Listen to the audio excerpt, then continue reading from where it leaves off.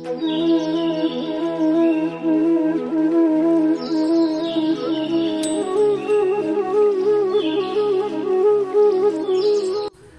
दोस्तों, हिंदी की कृति पत्रिका के बारे में हमने देखा कि वहाँ पे जो 5 विभाग पूछे जाते हैं उसमें से सबसे ज्यादा अंकों वाला और सबसे महत्वपूर्ण विभाग जो है वह आखिरी विभाग जो है रचना विभाग, उसे उपयुक्त लेखन भी हम कहते हैं।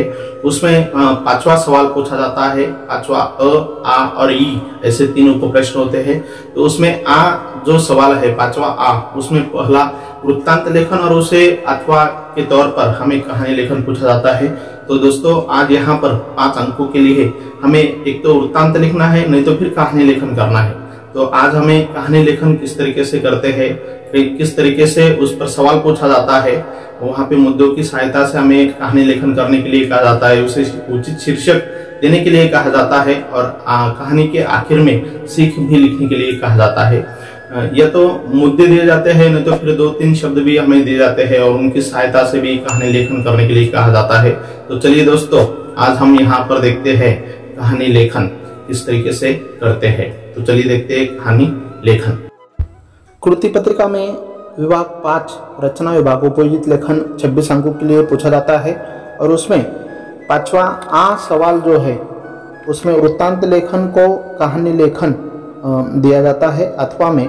तो यहाँ पे एक सवाल दिया गया है, कहानी लेखन के लिए निम्नलिखित मुद्दों के आधार पर 70 से 80 शब्दों में कहानी लिखकर उचित शीर्षक दीजिए तथा सीख लिखिए।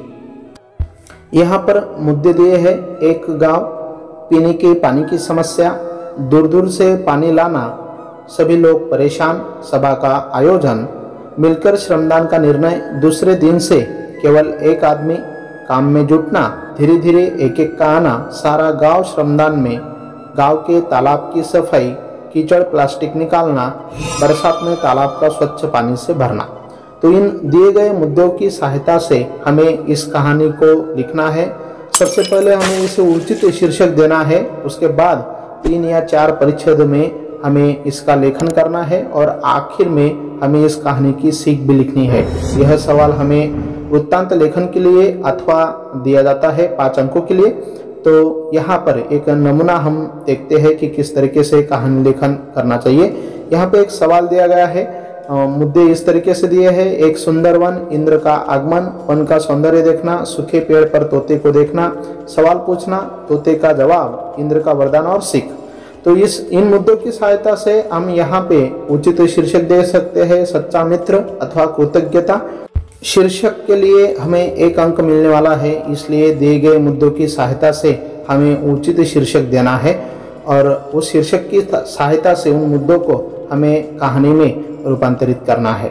एक बहुत सुंदर वन था, इसमें फलों और फूलों से लदे हुए तरह तरह के वृक्ष थे। उन वृक्षों पर कई तरह के पक्षी रहते थे। एक दिन उस वन में इंद्र देवता आए। वन का सौंदर्य देखकर वे प्रसन्न हुए। घूमते घूमते उन्होंने एक सूखा पेड़ देखा, उस पर एक दुखी तोता बैठा था। इंद्र ने तोते से ऐसे वृक्ष पर बैठने का कारण पूछा। तोते ने कहा, एक समय यह वृक्ष फलों फूलों से संपन्न था। इसने बरसों तक मुझे आश्रय दिया, मुझे मीठे फल खिलाए और आंधी पानी में सुरक्षा दी। अब बुरे दिनों में मैं इस वृक्ष का साथ कैसे छोड़ दूं? तोते का जवाब सुनकर इंद्र बहुत खुश हुए। उन्होंने सूखे पेड़ को फिर से हरा भरा कर दिया। अब यह पेड़ फल पुष्पों से लद गया है। यह देखकर तोते की खुशी का ठिकाना न रहा। इस तरीके से उन मुद्दों की सहायता से शीर्षक के बाद हम कहानी लिख सकते हैं, उसे मुद्दों में डेवलप कर सकते हैं और उस पर सीख भी लिख सकते हैं। इस तरीके से मानव का आचरण कृतज्ञता पूर्ण होना चाहिए। और एक नमूना यहाँ पर देखते हैं। यहाँ पे सवाल में मुद्दे दिए हैं, 2 मित्र, नौका पर सवार, तूफान में नौका फंसना। इन 3 मुद्दों की सहायता से हमें उसे शीर्षक देना है और कहानी लिखनी है। यहाँ पे हम शीर्षक दे सकते हैं, सच्चे मित्र या 2 मित्र या मित्रों की नौका से सवारी, तूफान इस तरीके से हम कोई भी महत्वपूर्ण और जो हमें ठीक लगे वैसा शीर्षक हम यहाँ पर दे सकते हैं और कहानी इस तरीके से लिख सकते हैं। दो मित्रों के नाम हम देकर यहाँ पर लिख सकते हैं। शुरुआत कर सकते हैं। रघु और मधु का घर समुद्र के किनारे था। दोनों मछलियाँ पकड़ने का धंधा करते थे। दोनों में बड़ी दोस्ती थी। रघु के बाल बच्चे थे और मधु की शादी अभी नहीं हुई थी। उसके परिवार में केवल उसकी माँ थी। एक बार दोनों एक ही नाव में सवार होकर मछली मारने गए थे। धीरे धीरे वे बहुत गहरे समुद्र में चले गए। उन्हें काफी मछलियां हाथ लगी, लेकिन तभी आसमान में काले काले बादल घिराए और जोरदार बरसात शुरू हो गई। समुद्र तूफानी हो गया और ऊंची ऊंची लहरें उठने लगी। दोनों दोस्तों की नाव लहरों का सामना नहीं कर पाई। एक लहर से टकराकर वह पलट गई। रघु और मधु समुद्र में बहने लगे। तभी दूर बहता हुआ एक तख्ता उधर आया। दोनों ने उसे पकड़ लिया, लेकिन वह दोनों का भार संभालने के लायक नहीं था। मधु ने रघु से कहा, दोस्त मैं चला, तुम इस तख्ते के सहारे किसी तरह किनारे पहुंचो।